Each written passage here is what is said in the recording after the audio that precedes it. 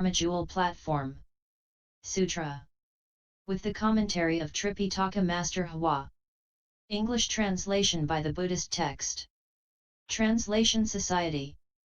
Chapter 9 Proclamations Sutra. On the 15th day of the first month, during the first year of the Shen Lung reign, AD 705. Empress Tsung and Emperor Chung issued the following proclamation. We have invited Masters Hui Neng and Shen Lung to the palace to receive offerings so that we may investigate the one vehicle in the leisure time remaining after our myriad duties. The two masters have declined, saying that in the south there is Dhyana Master Hui Neng, who was secretly transmitted the robe and Dharma of the great Master Hung Zhen, who now transmits the Buddha's mind seal. We now send Chamberlain Hsieh Chien with this invitation, hoping that the Master will remember us with compassion and come to the capital. The Master sent back a petition pleading illness, saying that he wished to spend his remaining years at the foot of the mountain. Commentary. The 9th chapter is entitled Proclamations. Wu Tsung was an empress during the Tang dynasty. She believed in the Buddha, but she wasn't very orthodox. In fact, she would do anything. But she believed in Buddhism, and so she invited all the high monks to the palace to receive offerings. Her son, Emperor Tsung, reigned only a short time before the Empress had him exiled to Liuling to be king there, so that she could take the throne. A proclamation was a letter from the Emperor.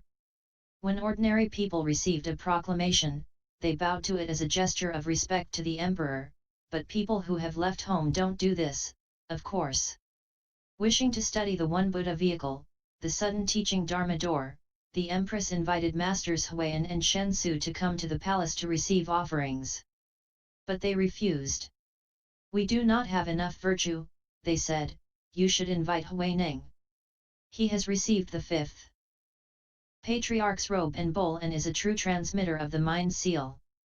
The Empress took the two masters' advice and invited the 6th Patriarch to the capital, Chung. The invitation was brought by a chamberlain, that is, by an official of the inner court. The Chamberlain, Hsieh Chien, was a eunuch. Eunuchs began serving Chinese emperors during the Han dynasty. The 6th Patriarch wrote back, I am very ill. Actually, he wasn't ill at all, this was merely an expedient device, because the 6th Patriarch did not wish to visit a ruler. More specifically, he did not wish to visit an empress. It would have been against the rules. Wu Tsung knew nothing about moral precepts and she didn't follow any rules.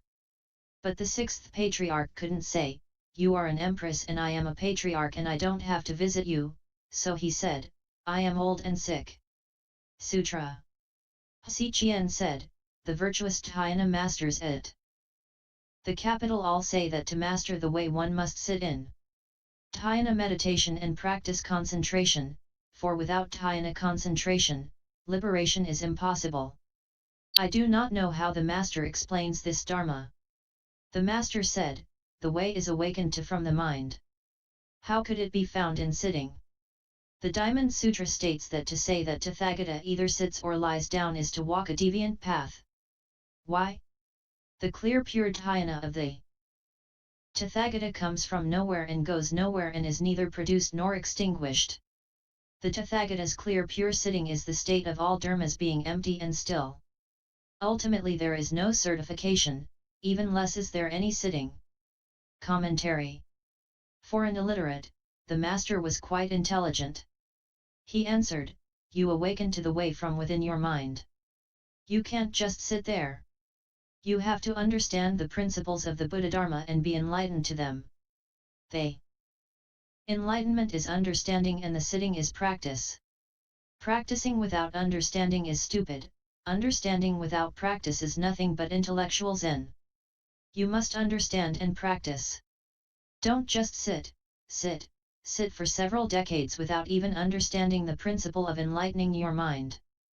The Master added, since ultimately there is nothing to be attained or certified to, why be attached to sitting in meditation? Sutra.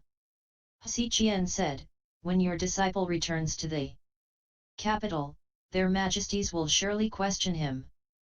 Will the High Master please be compassionate and instruct me on the essentials of the mind so that I can transmit them to the 2 palaces and to students of the way at the capital?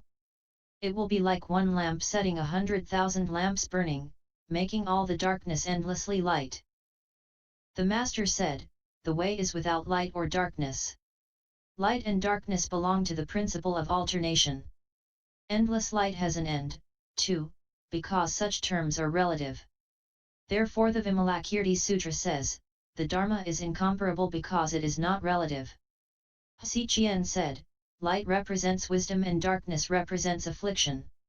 If cultivators of the way do not use wisdom to expose and destroy affliction, how can they escape from the birth and death that have no beginning? The Master said, affliction is bodhi, they are not two and not different. One who uses wisdom to expose and destroy affliction has the views and understanding of the 2 vehicles and the potential of the sheep and deer carts.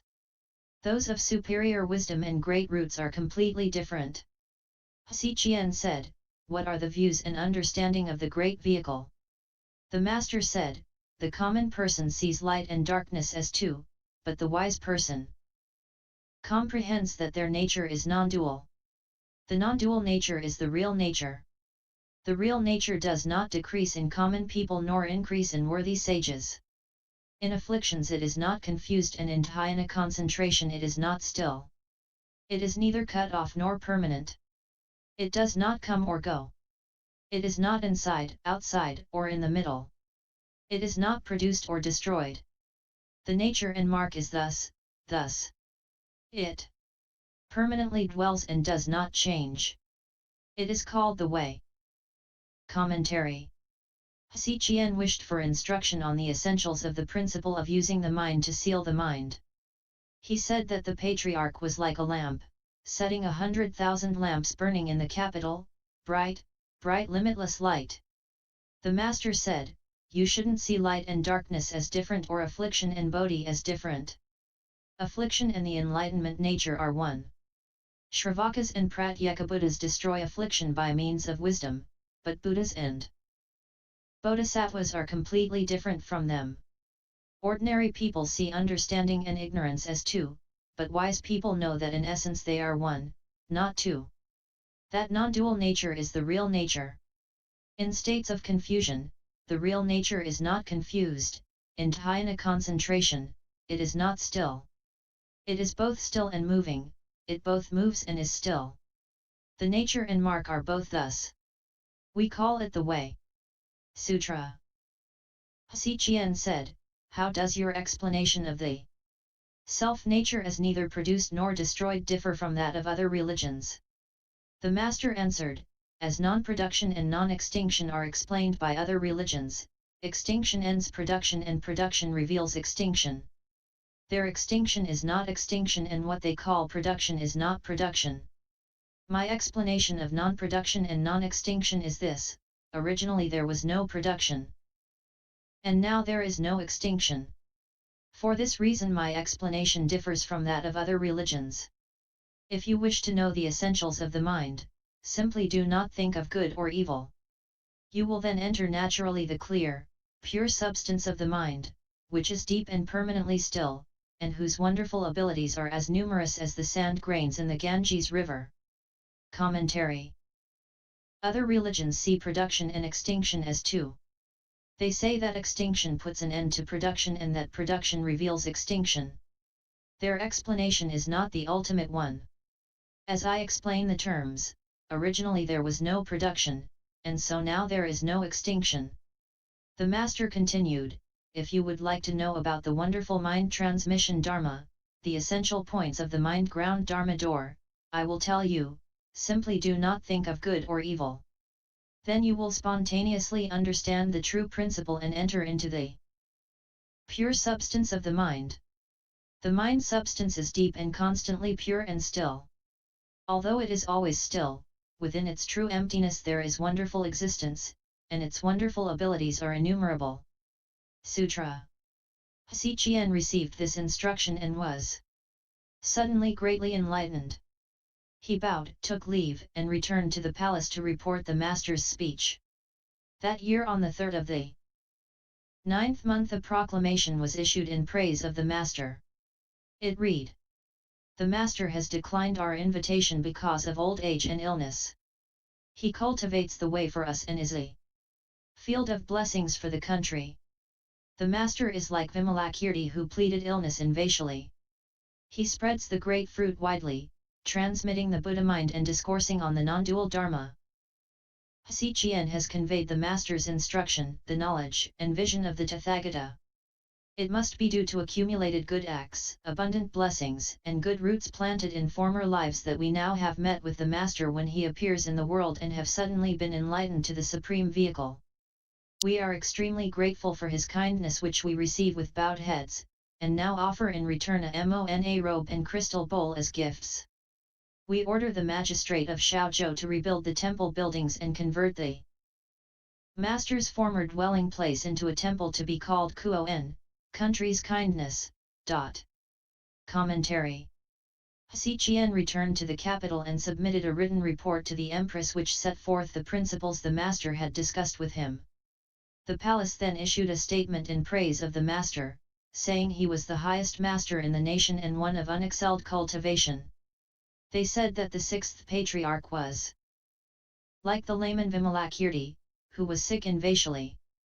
The Master propagates the great fruit, the Mahayana Buddha Dharma, and transmits the Buddha mind, the mind seal of all Buddhas. At Nanhua Temple he expounds the non-dual Dharma door, saying that production and extinction are one and the nature and mark are not two. His knowledge and vision are that of the Buddha. We must have done a lot of good things in past lives in order to meet the Master now and suddenly awaken to the wonderful principle of the Supreme Vehicle. We bow to his teaching every day and hold it respectfully above our heads." They offered the Master an expensive robe made of Korean cloth which had been sent as tribute to the Empress. It was a patchwork robe, with the Buddha image embroidered on each patch. Some say that the Empress embroidered them herself, but there is no way to know with certainty. NPFS 009